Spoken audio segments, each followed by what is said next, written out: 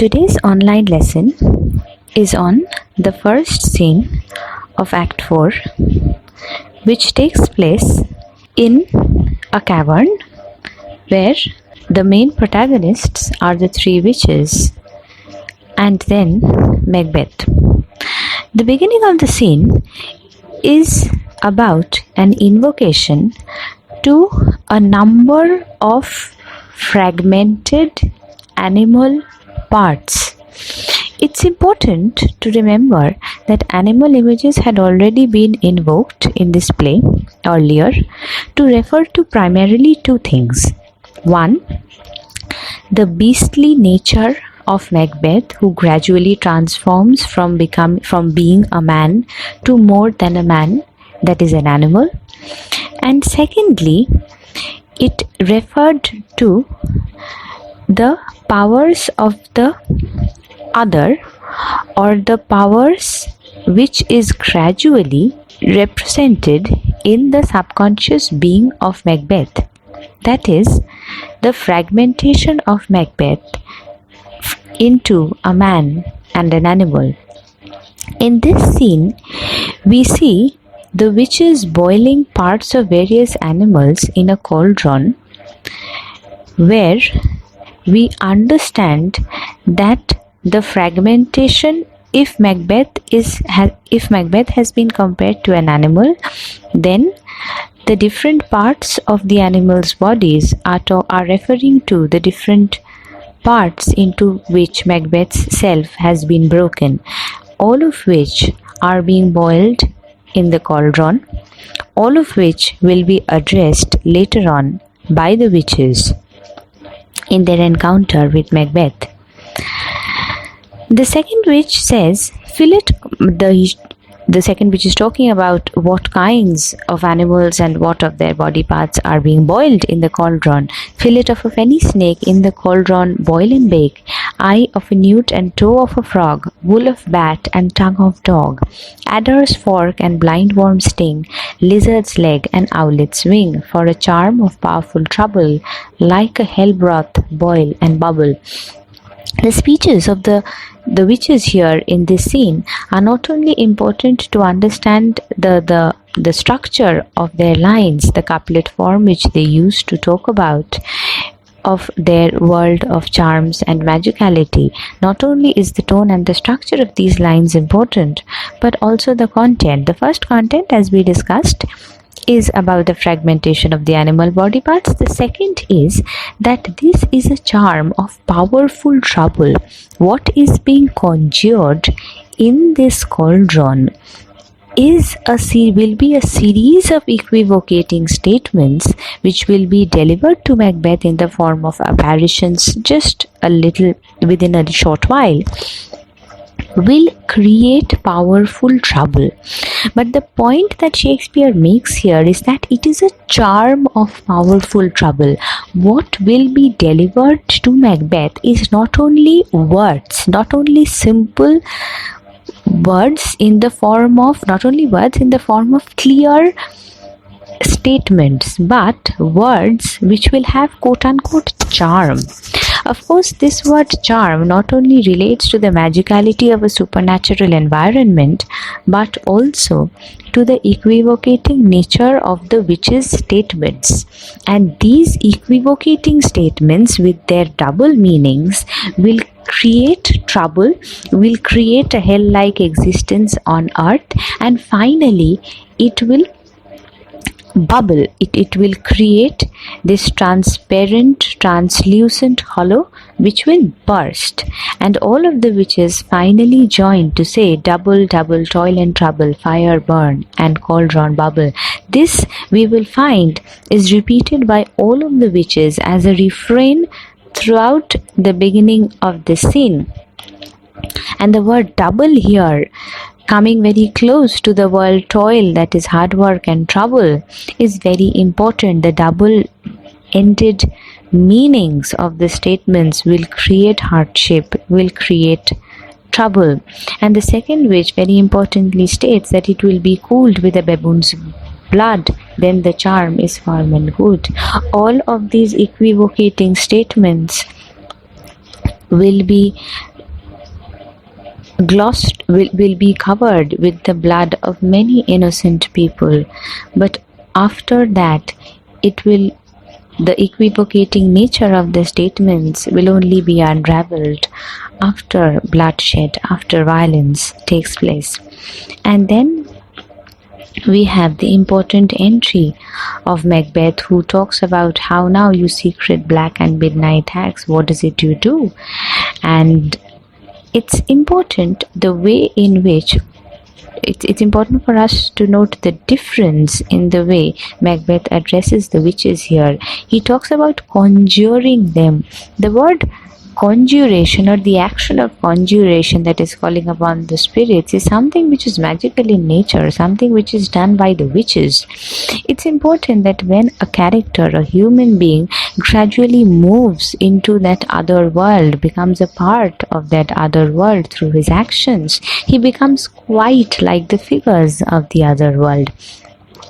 Lady Macbeth had conjured the spirits of darkness before to unsex her, and it is now Macbeth who is conjuring the figures of the netherworld to really address him.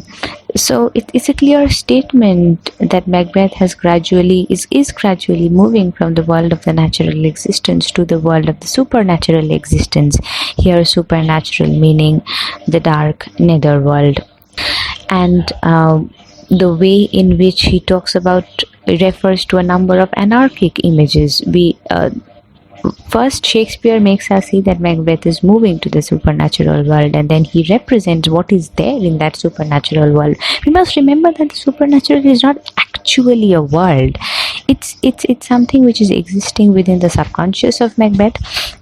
And therefore, Shakespeare conjures a number of anarchic and chaotic images, which is part of that subconscious of Macbeth here. And it's also important to remember that Macbeth is the ruler of Scotland, and for a ruler to talk about these troublesome and anarchic images really says about the kind of rule that is being followed, or that is being given to the people of Scotland. He's talking about untie the winds and let them fight against the churches, though the yeasty waves confound and swallow navigation up. He's talking about destruction of churches, destruction of whole civilizations, about the sea waves rising so high so as to annihilate everything around it, destruction of palaces and pyramids, and breaking of the foundations on the very heads of the people, and how a destruction will sicken everything around it, and still he would continue with the series of destructions till he finds an answer to his questions. It's important that here the King of Scotland is invoking images of destruction till his own question, till his own egotistical desires are fulfilled. This is the height of Macbeth's villainy. It's the height of his error of judgment, his hamartia, and it is really the height of his hubris, which is his pride, and which becomes, as Shakespeare makes clear through these images, his fatal flaw and error, which will ultimately kill him.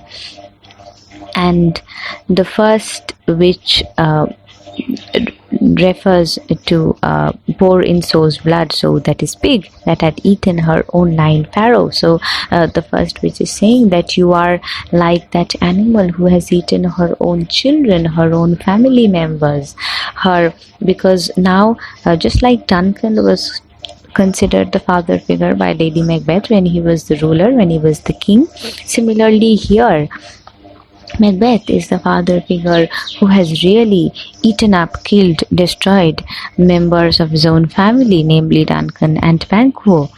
And it's important that here, along with an image of a regicide, which some of you all are attempting in your term papers, Shakespeare is incorporating images of patricide. When really there is death and there is destruction within family members, the political order does not remain intact. So with the killing of the father figure, or with the killing of the sons, the killing of the king, that is regicide, is not far behind. The first apparition is about Macbeth being beware of Macduff. It's important that Macbeth responds to the first apparition and accordingly to the next apparitions according to the desires which are deep rooted in his subconscious, and these equivocating statements which he doesn't understand as equivocations at all, he understands them as fixed statements with very clear meaning. The point is that this clear meaning is something which Macbeth himself makes up to match the desire of the heart. When the apparition says that Macbeth should beware Macduff, then Macbeth responds that yes, thou hast harped my fear aright, but one word more. So he is saying that he had already been suspicious about Macduff from the very beginning, and this apparition, this warning on the part of the witches is really conforming to a suspicion which was already planted within him. So these statements are nothing new, are nothing novel, but only an externalization of Macbeth's own desires. It's important that when I talk about the double meaning or the dual meaning, one meaning is that which Macbeth understands. The other meaning is something which Macbeth really doesn't feel exists at all. And why do we say, or why do we feel that there is another meaning which could exist? In this short phrase, which is not completed, that is but one word more, Macbeth wishes for more justification, for more clarification, and it is denied to him, which is Shakespeare's way of indicating that a fuller meaning, a comprehensive understanding will be denied to Macbeth, and it will be one of the reasons for his fall. Thunder and the second apparition, which is that of a bloody child, which says to Macbeth, be bloody, bold, and resolute, laugh to scorn the power of man, for none of woman born shall harm Macbeth. The second apparition says that any human being who is born of a woman, as most human beings are, shall not be able to defeat Macbeth, and therefore he should be bloody, bold, and resolute, and he should scornfully treat other people, which makes Macbeth realize that he will forever be undefeated, because there is no human being who is not born of a woman. But it's important to realize again that there may be people who are not technically born from the umbilical cord of a woman, who have a premature birth. So these are really the small nitty-gritties which Macbeth does not here feel the need to ponder, need to introspect about, because he's so consumed with pride, he's so consumed with his egotistical understanding of himself, and therefore when the witches say that he will be undefeated, it only caters to his egotistical desire a little more. The third apparition, be lion mettled, proud, and take no care who sharps, who frets, or where conspirators are. Macbeth shall never vanquished be, until great Burnham wood come to high Dunsinane hill. So the point is that until woods begin to move, until forests begin to travel, Macbeth shall never be defeated or vanquished. It's important that as a human being, it's very difficult to understand that woods would begin and forests would begin to move. It's not something which is part of a natural expectation, and therefore we should not feel that Macbeth is really undermining, or he's really not concentrating on the other aspects of these equivocating statements, that he doesn't understand that these statements are equivocating at all. he really takes them at face value. But it's also important to realize that, like Banquo, Macbeth does not consider the words of the witches anymore to be equivocations. If Banquo would have been presented with these statements, of course he also may not be maybe he wouldn't be able to understand the other meaning of these equivocating statements, but he would still feel that there could be scope for a different understanding. He wouldn't have been clear what it was, but he still would feel that there could be an existence of the two, of another meaning, which is not found in Macbeth because of his hubris and because of his hamartia.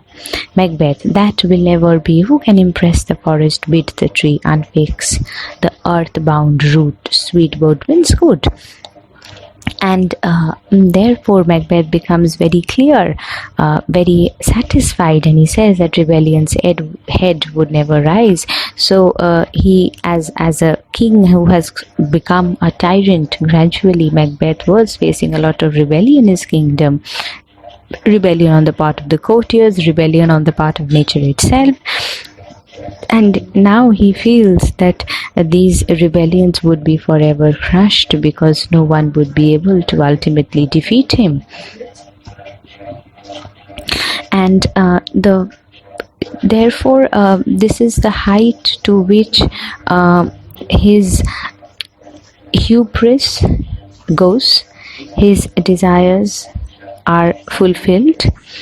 But the final apparition, which is a show of 8 kings, the last with a glass in his hand, a glass referring to a kind of a mirror, where a further series of people are mirrored. So you have 8 and then a mirror which would reflect another 8, and then so on and so forth. So a series of people representing the generations of kings, followed by the ghost of Banquo.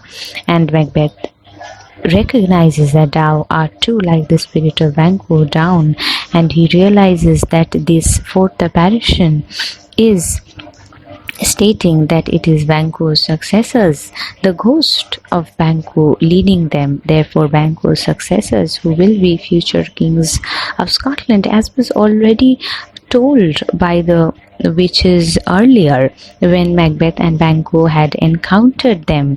And finally, from being extremely confident in his position that no one would be able to defeat him, Macbeth completely falls apart. Horrible sight, now I see, 'tis true, for the blood-bolted Banquo smiles upon me and points at them for his.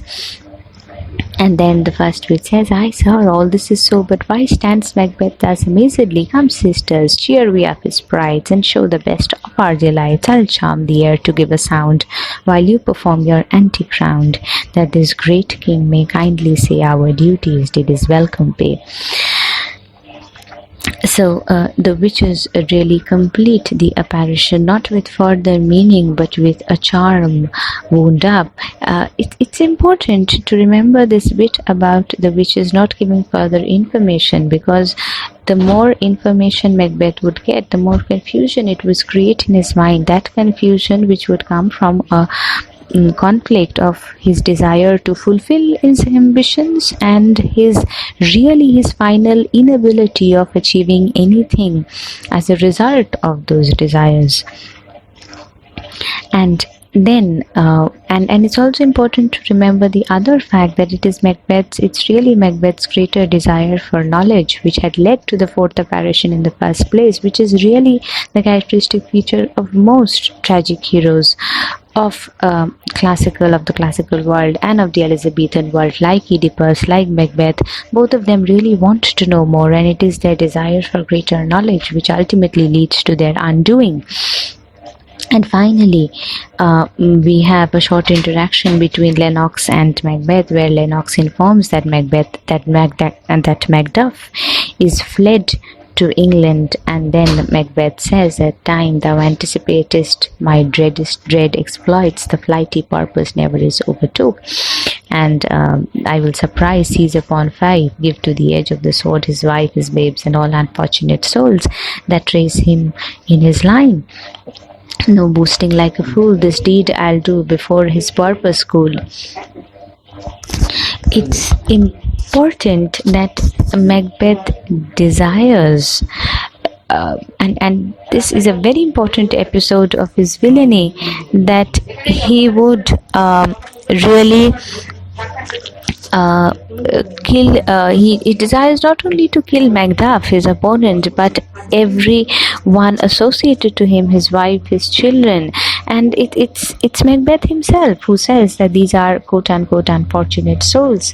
So it's really the words used by Macbeth which highlight to us more clearly his villainy, because here is a king killing unfortunate souls very consciously.